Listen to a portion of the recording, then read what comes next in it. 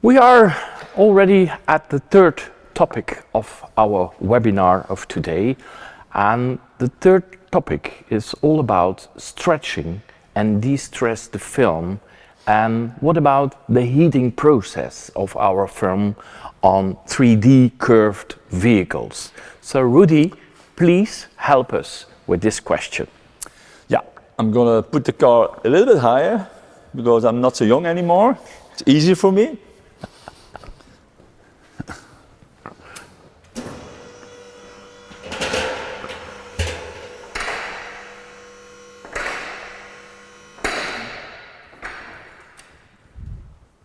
Oh. Is it safe, Rudy? It's better for me, thank you. So I'm going to show you when we stretch vinyl, and after a couple weeks, months, I think weeks, vinyl's coming out of the corners here. What's the reason about that? I'm going to show you.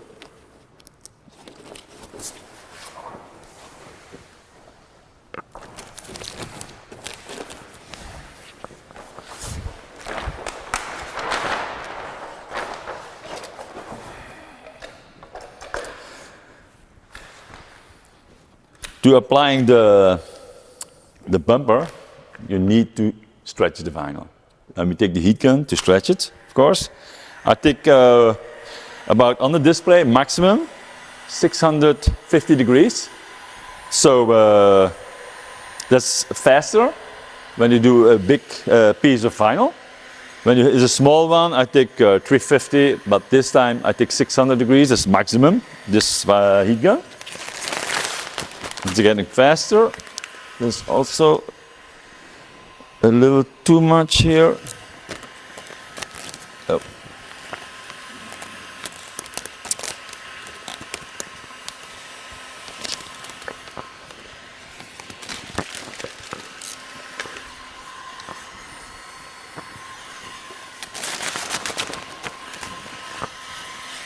So we heat the whole piece of vinyl.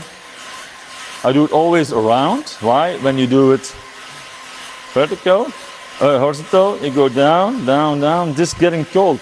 That's why I do always around. It's getting faster. See, now you feel it's going to be flexible. You open the vinyl and we stretch the vinyl over it. This part.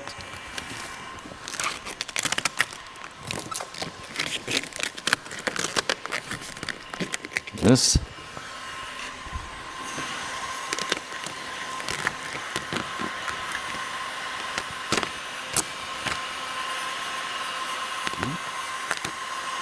Okay. So now I stretch the vinyl over the bumper. Very nice. It's looking good. Now I must heat a little bit, so I take my heat gun, 250, not 600 anymore, otherwise you burn the vinyl. Yes.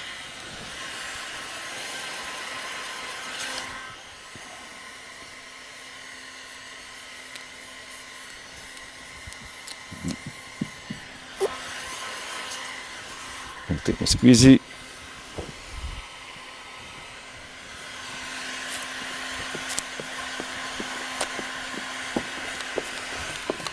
Okay, I'm not going to finish this, but the solution for the vinyl not coming back after 1 week or 1 month, the problem is when I cut here now, it's like an elastic, but you cut it, it's coming back to the original shape. What I'm going to do is, I'm going to cut a little bit more. Don't cut in the car, of course.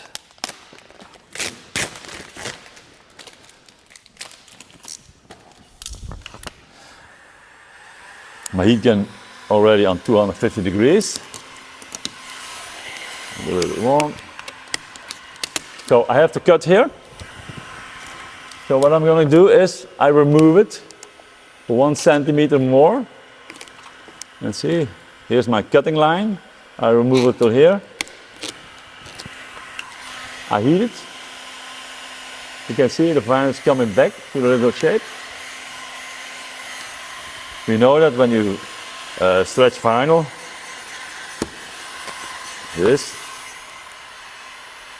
when it's cold, it will stay like this, but when we heat again, it's coming back, you see? Then we don't have any stretch anymore. That's the same what I'm doing here. So I do the after heating, the vinyl goes back to the original shape. We wait it to cool down, and then we apply again.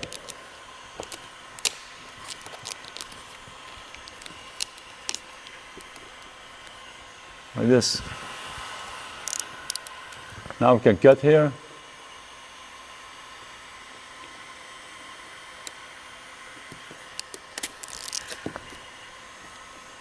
Also on this area, I take also 350 degrees. And we do the after heating. Also very important. But because we remove the vinyl to here, we unstretch the vinyl, let it come back to the little shape, then we apply again, we cut, and this will stay. If I cut this part without doing that, then we have the same problem. It's coming back after 1 or 2 weeks, maybe after a month. This is wrong. You need every time you need it to remove it, heat it, coming back to original shape, apply again, and cut it. That's very important. Peter? Yes, okay, Rudy. That's also very clear for us. There is a question coming from you guys. Somebody asked us, Rudy, can you overstretch the film? And if yes, what we need to do to avoid that? Yeah. When you do the overstretching, then you can see color changing. It's about show you. So we make the vinyl warm, we stretched, and here you see a lot of wrinkles. So, okay, you remove them, take the heat gun, but when you heat everything, like this, and you stretch again, then you can see color changing. I don't know if you see it at home. See the line here? Clear? Okay, when you see this part, you remove it more, because here's the line. I heat again. Coming back to the little shape. Now we wait. Let's go down, because everything is hot, of course. Going down, I feel like this, yeah. Okay. I heat on this part, not where I applied before. Just here. Now you stretch the vinyl like this. Squeezy. This is a cutting line. Okay, so you don't see the line anymore. That's the overstretching. The solution of this. Yeah? Always heat this part, not what you applied before. Always this part. It's clear, Peter? It's clear, and I think also for the people at home, let us say, or in the office. Rudy, I'm already to the Q&A, but there is also a question of somebody who says, wow, so many degrees. Are you sure it is Celsius and not Fahrenheit? So somebody asks, is it 250 degrees Celsius? No, no. 250 degrees is inside. It's inside, yes. Okay. When I take 350 degrees to the after heating, Yeah. that's about 19 to 100 degrees on the vinyl. So you mean that if on the machine, Yeah. the temperature is mentioned as 250 degrees, it is not 250 degrees no, on the car. No, no. Okay. No. And what is it about on the car? 90. So it's Depends 90. on the speed.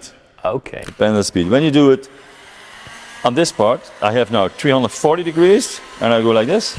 It's maybe 10, 20 degrees. But when I'm doing like this speed is about 90 degrees. Right. Yeah? Okay. In the past, I knew that there was a kind of laser Yeah. who measured Yeah. this. Yeah. So is it? That's more easier. Yes. Then you can see immediately how warm or hot it is on the vinyl. Okay. Yeah. So it's good that those car wrappers also use that laser to see the difference between the machine and the real temperature on the car. Yeah. Okay, that's very clear to us. We have another question. It's something to see about preheating the vinyl.